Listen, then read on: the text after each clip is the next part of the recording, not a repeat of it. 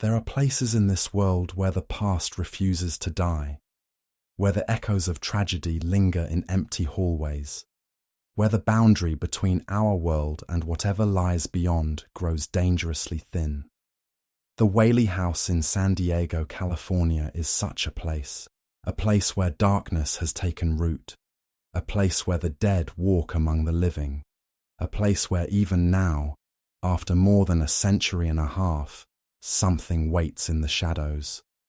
Tonight, we invite you to step through its doors, to walk its corridors, to listen to its whispers. But be warned, some doors, once opened, can never truly be closed again. The year is 1857. The young city of San Diego sits on the edge of the American frontier. The California gold rush has brought fortune seekers from across the world. Among them is a man named Thomas Whaley, and a businessman, an entrepreneur, a man driven by ambition and dreams of building something permanent, something that will stand as a monument to his success, something that will house his family for generations to come. But Thomas Whaley does not know what he is about to build upon. He does not know the dark history that soaks the very ground beneath his feet. He does not know that the land he has chosen carries a curse written in blood and violence, a curse that will follow his family into every room of the house, into every quiet moment, into every dream that turns to nightmare. The land where the Whaley House now stands was not always a residential plot. Before Thomas Whaley ever laid the first brick, before the walls rose toward the California sky, this land served a far more sinister purpose. This was the site of San Diego's public gallows. This was where the condemned were brought to die. This was where crowds gathered to watch justice delivered at the end of a rope. This was killing ground. The executions took place in the open air. Men were led to the scaffold with their hands bound behind them. They climbed the wooden steps. They stood upon the platform. The noose was placed around their necks, and then the trapdoor fell away beneath their feet. The crowd would watch as the condemned swung in the wind, watch as life drained from their bodies, watch as their souls departed this earth, leaving behind only silence and the creaking of rope. But did those souls truly depart? Or did something keep them bound to this place? Did their final moments of terror and pain soak into the earth itself? And did their last breaths linger in the air, waiting for someone foolish enough to build upon cursed ground? Among those executed here was a man named James Robinson, known to history as Yankee Jim. His crime was attempted grand larceny. He had tried to steal a boat.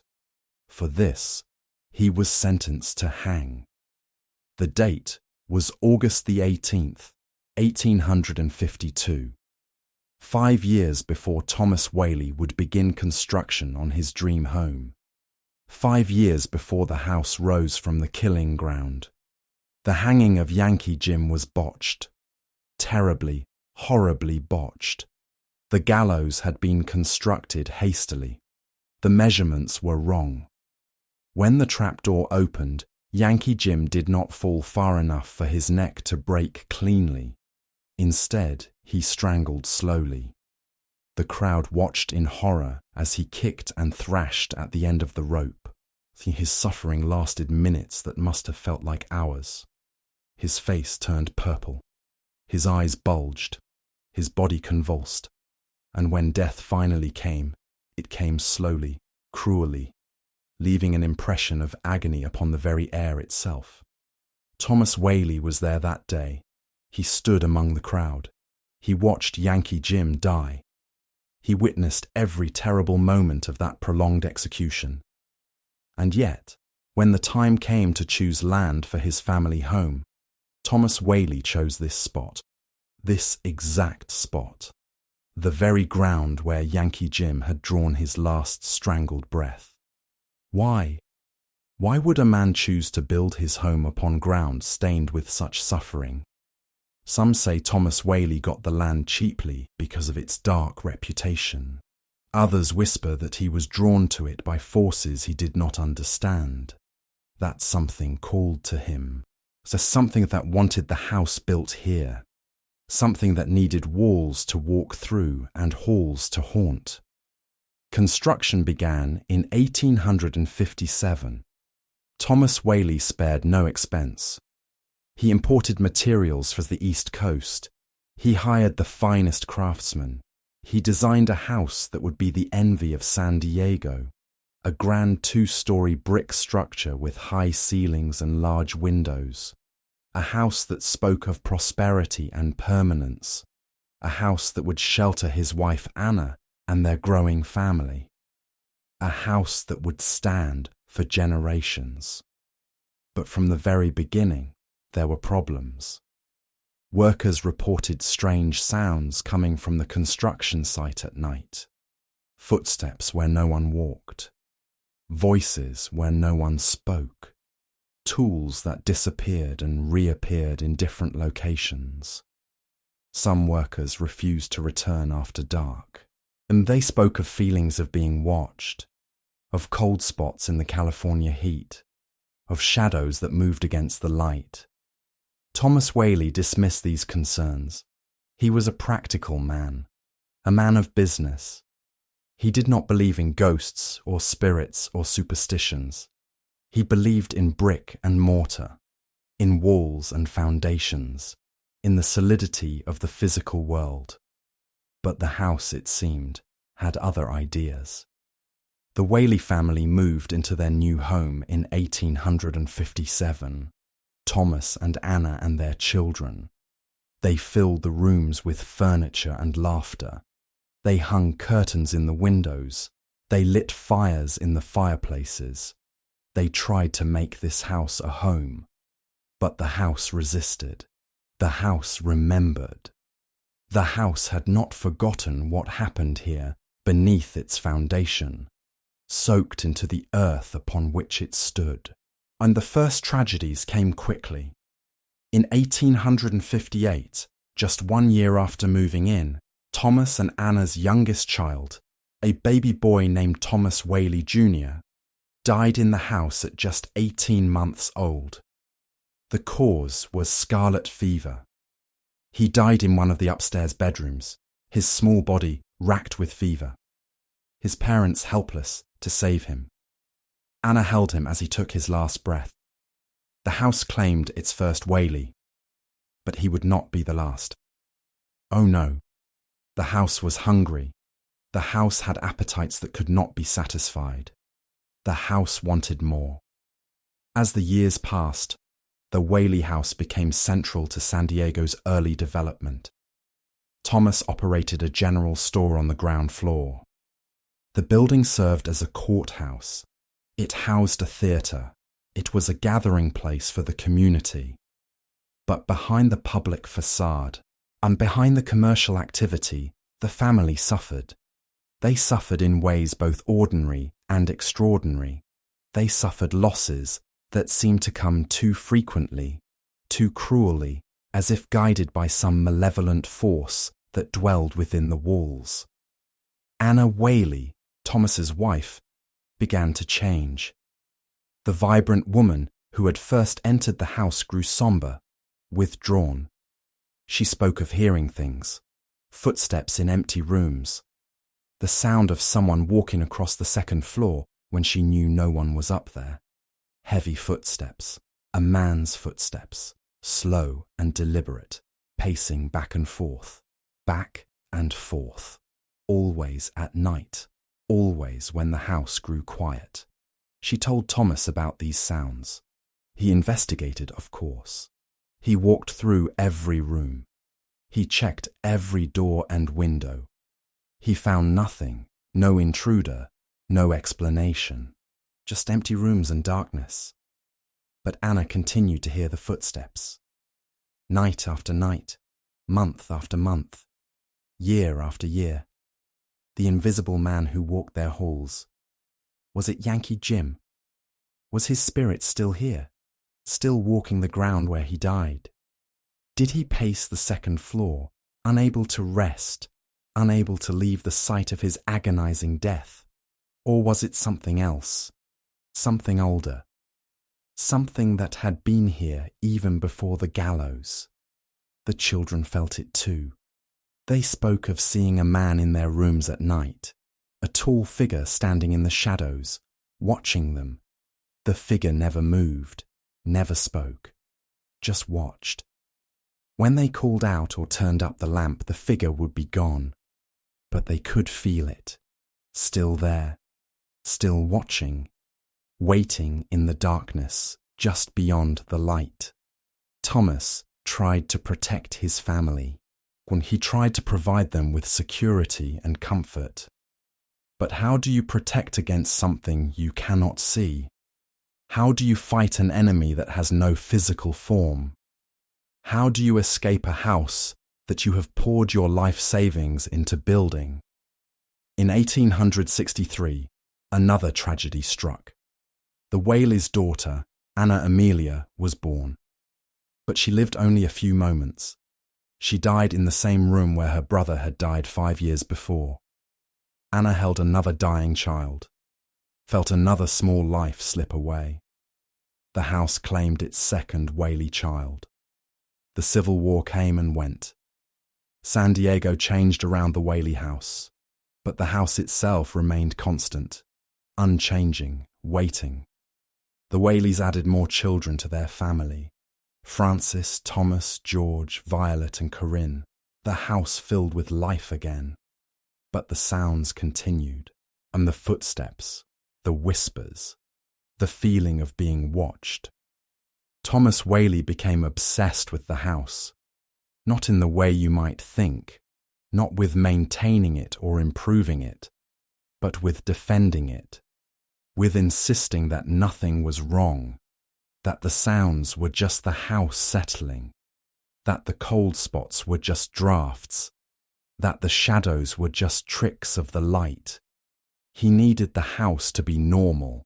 He needed it to be safe, because to admit otherwise would be to admit that he had made a terrible mistake, that he had built his family's home on cursed ground, that he had brought his children to a place where death waited in every room.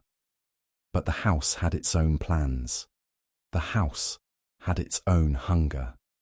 In 1885, Violet Whaley married a man named George Bertolacci. It was not a happy marriage. George was unfaithful. He was cruel. He squandered Violet's money. After just 2 years, Violet could take no more. She asked for a divorce. But in those days, divorce carried a terrible stigma. It brought shame upon the entire family. Thomas Whaley was furious. He was a prominent citizen, a respected businessman. He could not have his family name dragged through scandal. He forced Violet to reconcile with her husband. He insisted she give the marriage another chance. Violet, dutiful daughter that she was, obeyed. But the reconciliation did not last. George Bertolacci left again, and Violet was destroyed. The shame, the failure, the loss of her future. It was too much to bear. On August the 18th, 1885, exactly 33 years to the day after Yankee Jim's execution on the same ground, Violet Whaley Bertolacci walked into the Whaley House. She climbed the stairs to the second floor. She went to the music room where she had played piano as a child, where she had sung and laughed and dreamed of her future. She took out a pistol. She placed it to her chest, and she pulled the trigger. The gunshot echoed through the house. Anna Whaley came running. She found her daughter on the floor, blood spreading across her dress. Violet was still alive, but barely. She lingered for days, suffering, before finally succumbing to her wound. She died in the house where she was born. The house claimed another Whaley. The house fed on their tragedy. But Violet did not leave. No, Those who died in the Whaley House, it seemed, were bound to it forever.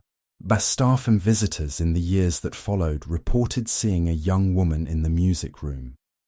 She wore a long dress from the Victorian era. She stood by the piano. Sometimes she appeared to be crying. Sometimes she simply stared out the window. When approached, she would vanish, but the scent of her perfume would linger, sweet and floral, the smell of the past refusing to fade. Thomas Whaley died in 1890. He passed away in the very house he had built, the house that had been his pride and his obsession, the house that had taken so much from him. Anna continued to live there, surrounded by memories and ghosts.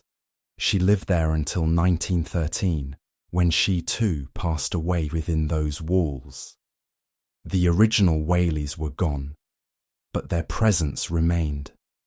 The house changed hands over the years.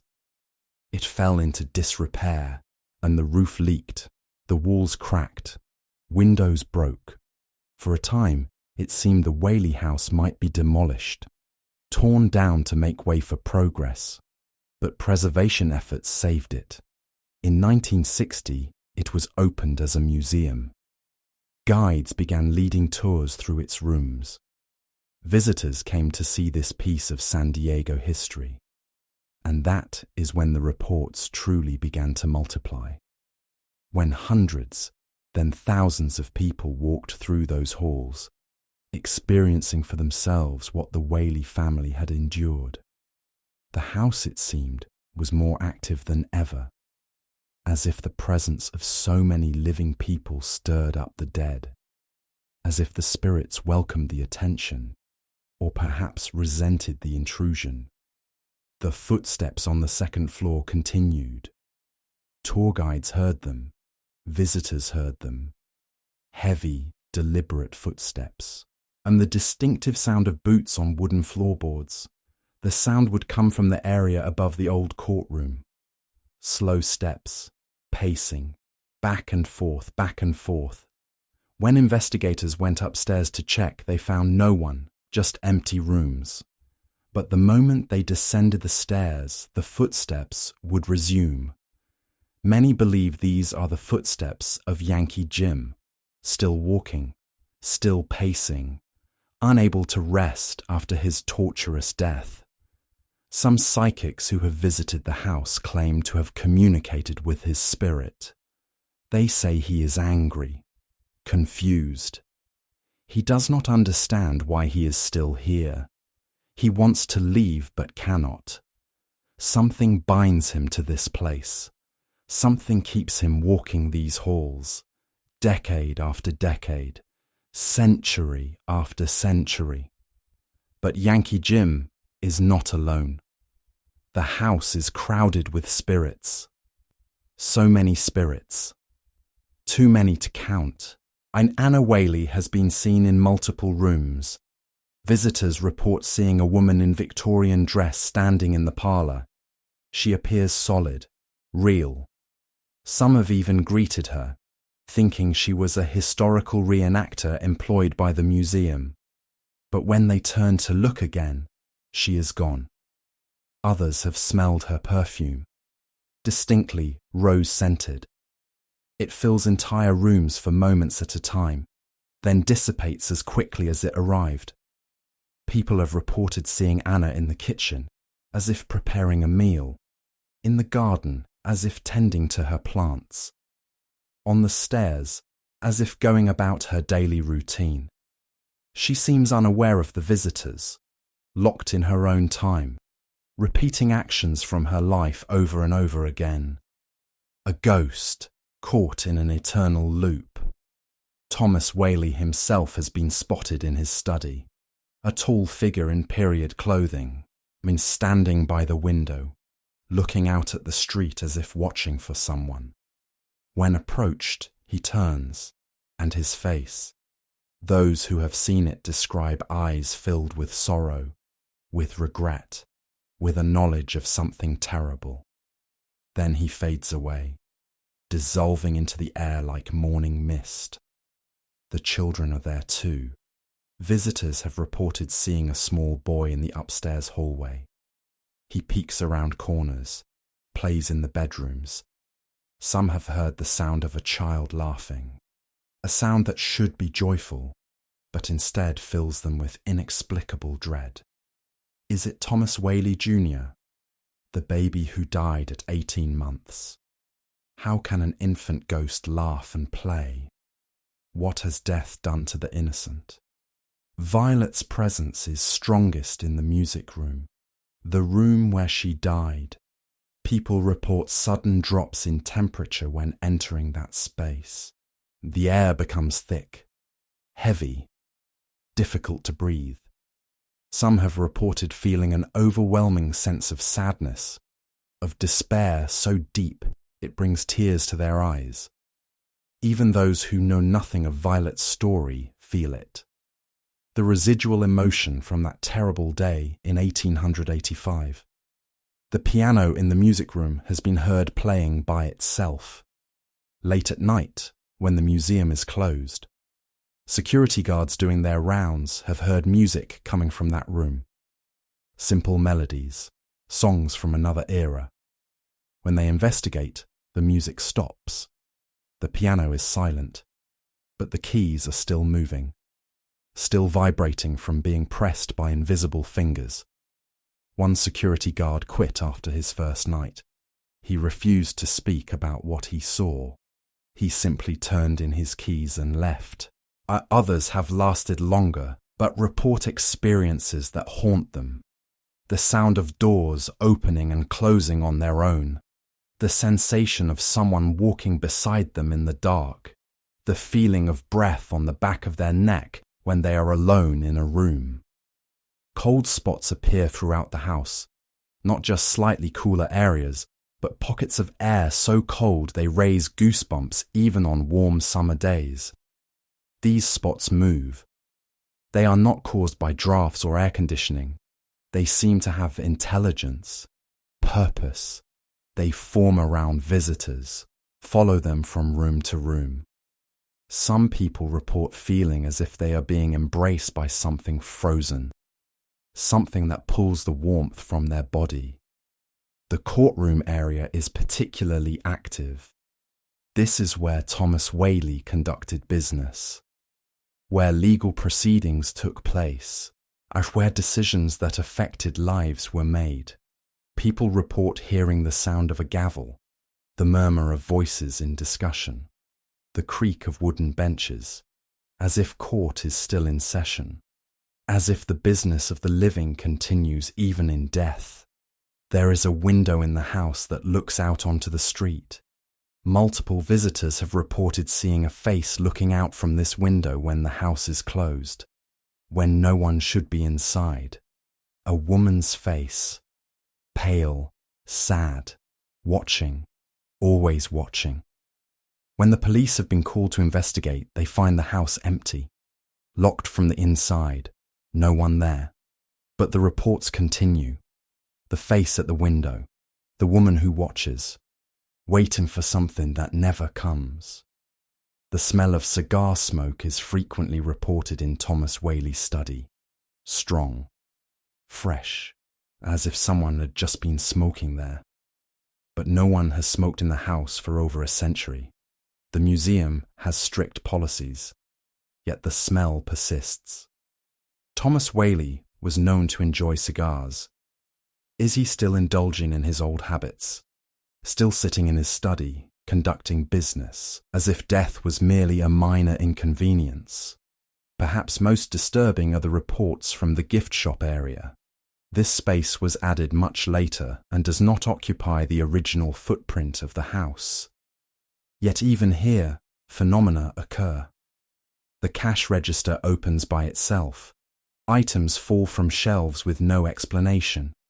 The temperature drops suddenly, and people report seeing shadows, dark shapes that move along the walls, shapes that are vaguely human but wrong somehow, distorted, as if death has changed them into something other than what they once were. And children who visit the house often react strongly. Some refuse to enter certain rooms. They cry. They cling to their parents. They speak of the bad man, the sad lady, the scary shadows. Children, it is said, are more sensitive to the paranormal. They have not yet learned to dismiss what they feel, what they see, what they know in their bones to be true. And in the Whaley House, children know there is something very wrong. Dogs brought near the property often refuse to enter. They plant their feet. They pull backward on their leashes. They whine and bark. Their hackles rise. Something in their animal instinct warns them. Stay away. Danger. Death. Even creatures with no understanding of history or hauntings know that the Whaley House is a place to be feared. Paranormal investigators have descended upon the Whaley House in droves. It has been featured on countless television shows: Ghost Adventures, Ghost Hunters, My Ghost Story. Each team brings their equipment, their EMF readers, their thermal cameras, their audio recorders, and each team captures evidence, voices on recordings saying things like "get out" and "help me," figures appearing on thermal cameras, EMF spikes that suggest the presence of energy that cannot be explained by electrical sources. One investigator reported being pushed by an unseen force on the staircase. She was alone, no one near her, yet she felt hands on her back. A violent shove. She fell forward, catching herself on the railing. The bruises on her back formed the next day, clear handprints. As if someone had grabbed her. As if the house itself had tried to throw her down the stairs. Another investigator reported seeing the full-body apparition of a woman in the upstairs hallway. Not a transparent ghost, not a shadowy figure, but a solid, physical-looking woman in a long dress. He called out to her, thinking she was a staff member. She turned to look at him, and he saw her face, translucent, hollow-eyed, not alive. He stumbled backward, fell, and when he looked up, she was gone. Electronic equipment malfunctions constantly in the Whaley House. Cameras stop working. Batteries drain in minutes even when fully charged.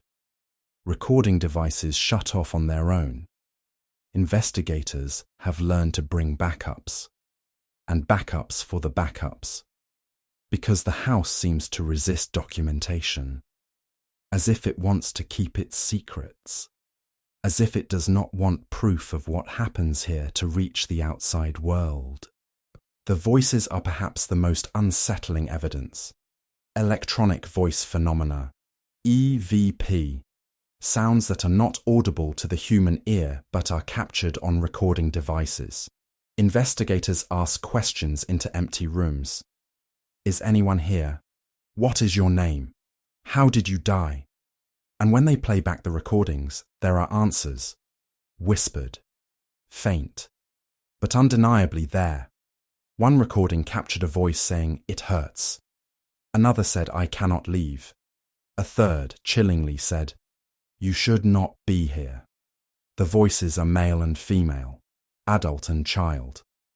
Sometimes they sound desperate, sometimes angry, sometimes simply confused, as if the spirits themselves do not understand their situation, do not understand why they are trapped, why they cannot move on. There are reports of physical manifestations, objects moving, a rocking chair that rocks by itself, a candle that lights without anyone touching it, a portrait that swings on its wall despite the absence of any earthquake or vibration. These events happen in front of witnesses, multiple people seeing the same thing at the same time.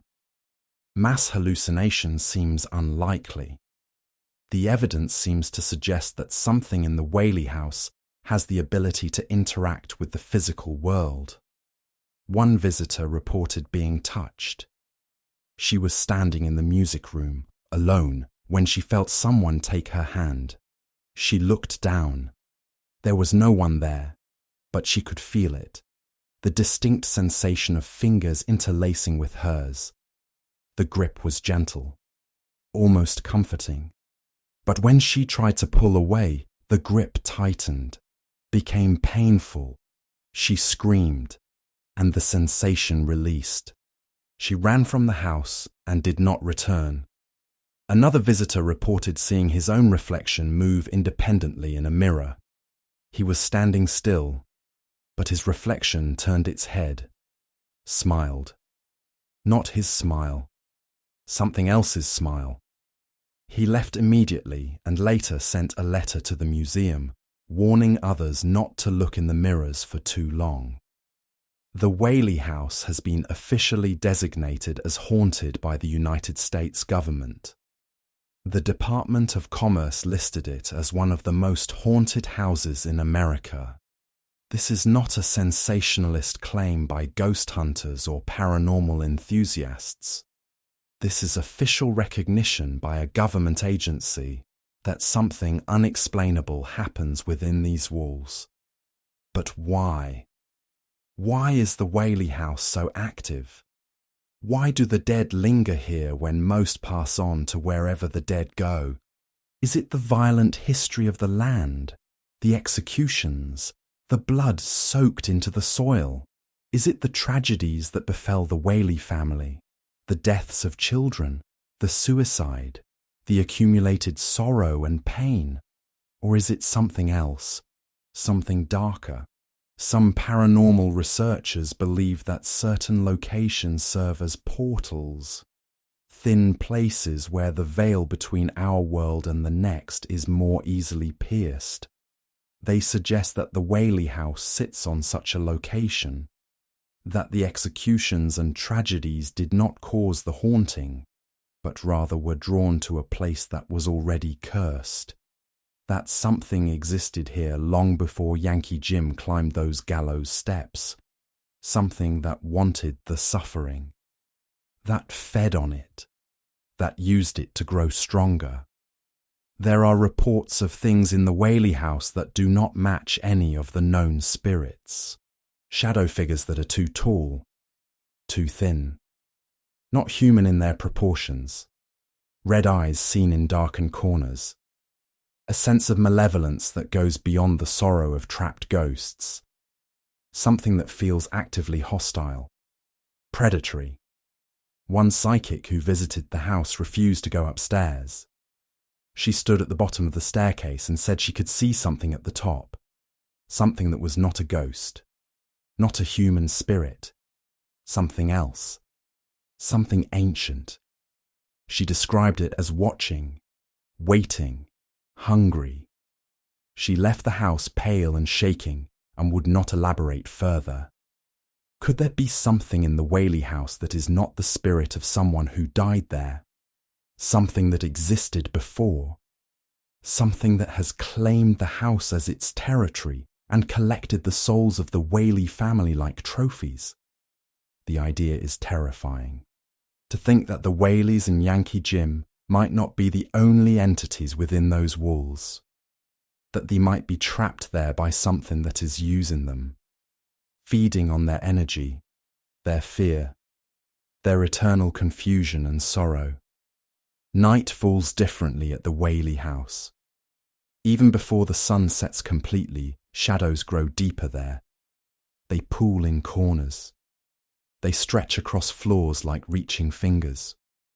The air changes, becomes heavier, charged with something that makes the hair stand up on the back of your neck. The museum closes to the public. The last visitors file out.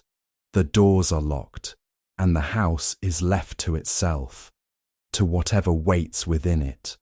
The staff who close up report that this is the worst part of their day. The moment when they must walk through the rooms one final time, turning off lights, checking windows, of feeling the weight of unseen eyes upon them. They walk quickly. They do not linger. They do not look too closely into dark corners or at mirrors. They have learned that some things are better left unacknowledged, that to see is to invite attention, and attention from the residents of the Whaley House is not something anyone wants. The creaking starts after dark. The house settles, skeptics say. Old buildings make noise. But those who have spent the night in the Whaley House know better. They know the difference between the random creaks of wood expanding and contracting and the sound of deliberate footsteps, the sound of someone pacing, walking with purpose, moving from room to room as if searching for something. The temperature fluctuations are more extreme at night, and one room might be comfortably warm while the adjacent room feels like a walk-in freezer. These cold zones move, expand, and contract. Sometimes they envelop you suddenly, like walking into a wall of ice. Your breath comes out in visible clouds. Your skin prickles. Every instinct screams at you to run. But where would you run? If you are locked inside for the night, there is nowhere to go. You must endure, must wait for dawn, must hope that whatever walks these halls has no interest in you. Those who have stayed overnight report that around 3 a.m, the activity peaks. 3 a.m, the witching hour, the hour when the veil is thinnest, when the dead are strongest. The footsteps become louder, more insistent. Voices can be heard clearly, not whispers, but actual spoken words. Leave. Why are you here? This is my house. Doors that were left open are found closed. Doors that were closed stand wide open. Objects move from one room to another. A book left on the parlour table appears in the study. A candle holder from the dining room materialises in the bedroom, as if the spirits are rearranging their home, putting things where they want them, asserting their ownership of this space. The music room becomes unbearably sad at night. People who enter it report being overwhelmed with emotion, grief so powerful it drops them to their knees. They weep uncontrollably, without understanding why. It is as if Violet's final moments play on an endless loop, her despair, her hopelessness, her decision to end her pain. And everyone who enters that room becomes an unwilling participant in her tragedy. Some report seeing her in the darkness. Not a gentle, sad figure, but something more disturbing. Her form appears damaged, wrong, the wound in her chest visible, dark and bleeding. She reaches out as if asking for help, but her eyes are empty, dead, and those who have seen her this way say that no help could save what she has become. The children's spirits are more active at night as well, but their playfulness takes on a sinister quality in the darkness. Giggles that echo through empty rooms, the sound of small feet running, a child's voice calling, "Come play with us." But there is something off about the voice, something that does not sound quite right, as if whatever is calling is only mimicking a child, using the voice to lure, to trap. A researcher who spent the night reported seeing a small figure at the end of the hallway, a child-sized shadow. It stood motionless for a long moment, then it ran toward him. Fast, too fast, inhuman speed. He shut his eyes and covered his head. He felt something rush past him, the sensation of something very cold, very wrong. When he opened his eyes, the hallway was empty, but he could hear breathing, right next to his ear, small, quick breaths. He did not sleep the rest of that night. Thomas Whaley's presence is commanding at night. His footsteps are the heaviest, the most deliberate. He walks the perimeter of his house as if checking on it, making sure everything is as it should be. Some have reported seeing his full apparition in the study.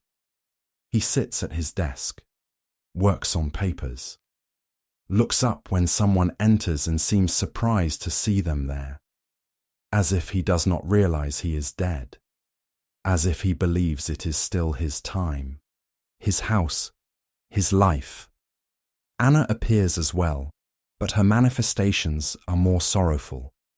She is often seen in the bedroom she shared with Thomas, sitting on the edge of the bed, head in her hands, shoulders shaking as if crying.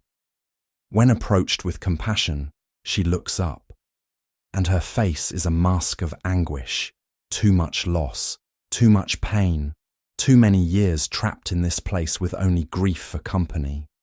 The question that haunts researchers is why?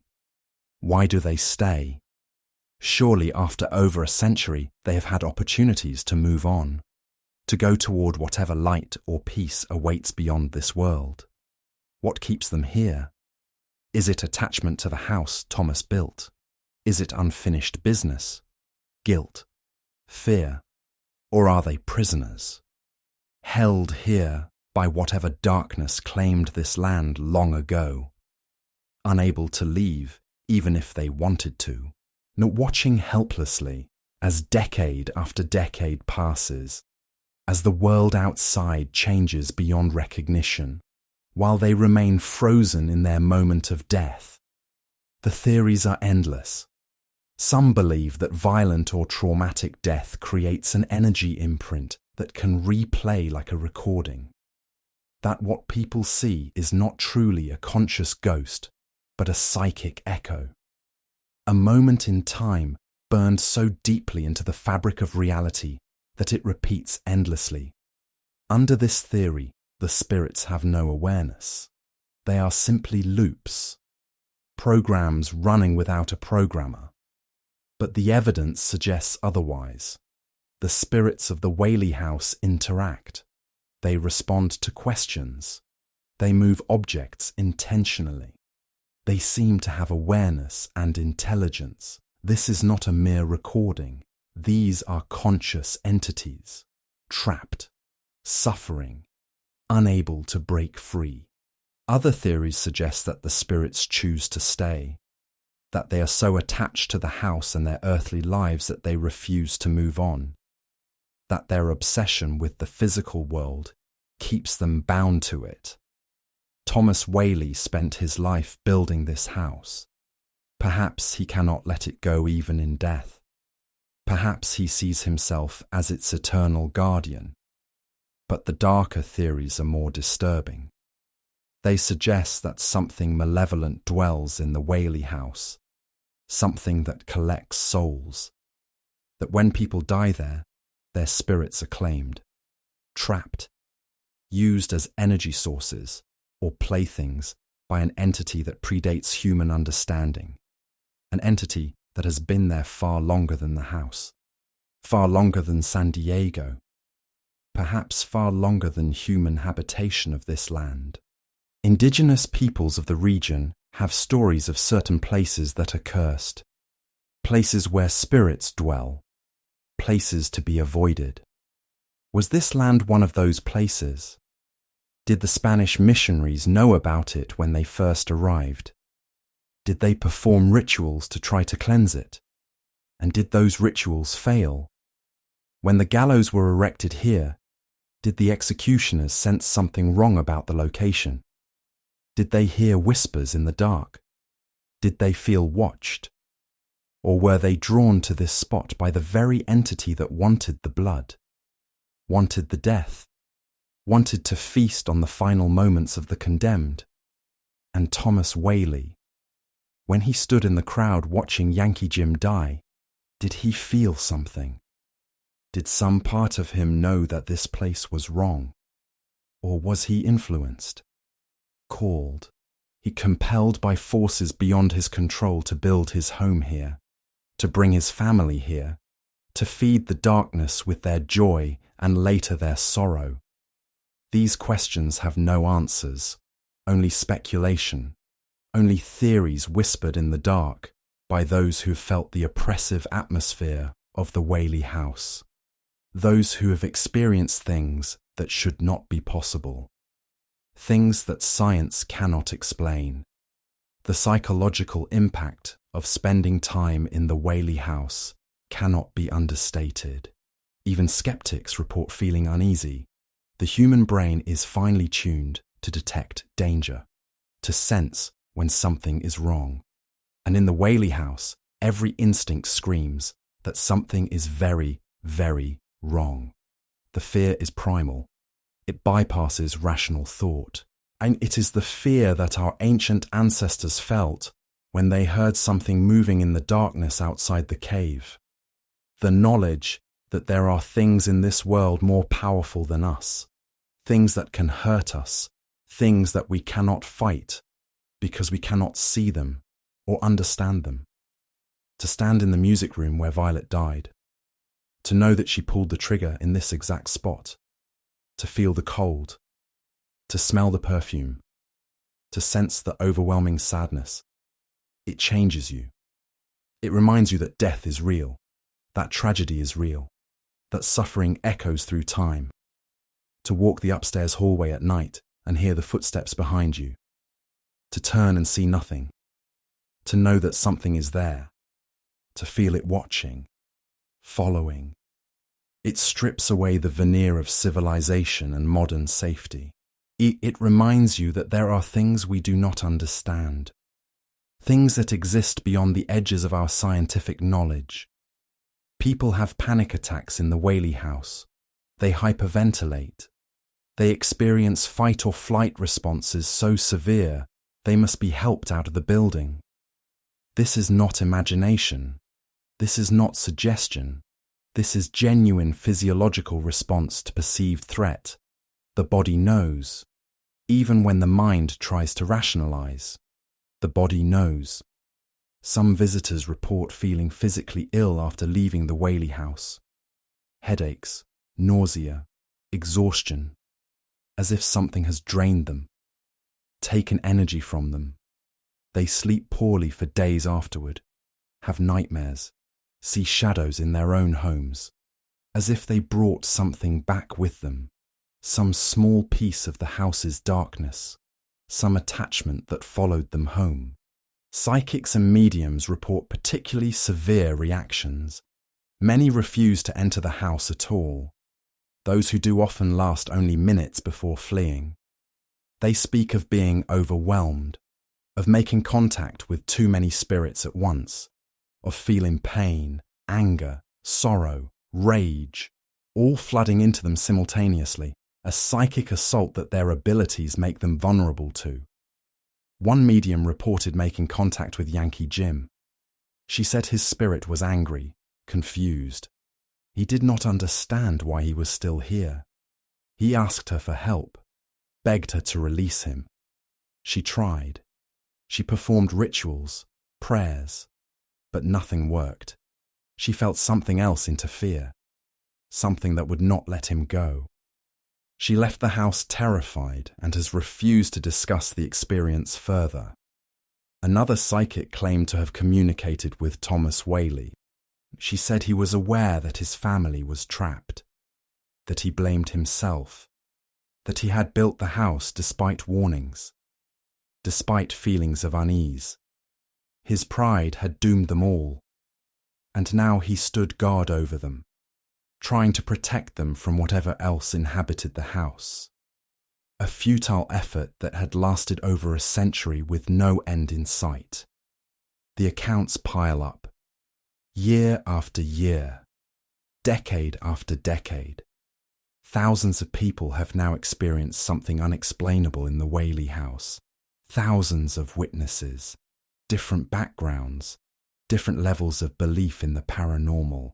Skeptics and believers alike, all reporting similar experiences, the footsteps, the voices, the apparitions, the overwhelming feelings of dread and sorrow. Can they all be wrong? Can it all be explained away as imagination, suggestion, coincidence? At what point does the weight of testimony become evidence? At what point do we admit that something is happening in the Whaley House that defies conventional explanation? The scientific community largely dismisses paranormal claims. They point to the lack of reproducible evidence, the absence of measurable data that can be verified through rigorous testing. And they are not wrong to demand such standards. Science requires proof, empirical evidence, repeatability. But what happens when the phenomenon itself is unpredictable, when it manifests on its own schedule, when it chooses who to reveal itself to and who to hide from? How do you study something that has intelligence, that has will, that actively resists being studied? The EVP recordings exist. The photographs exist. The video footage exists. But skeptics can always find alternative explanations. Audio pareidolia, artifacts of digital compression, lens flares, camera glitches, dust particles. For every piece of evidence, there is a counter-explanation that does not require the existence of ghosts. But those explanations ring hollow to the people who have been there, who have felt it, who have experienced it firsthand.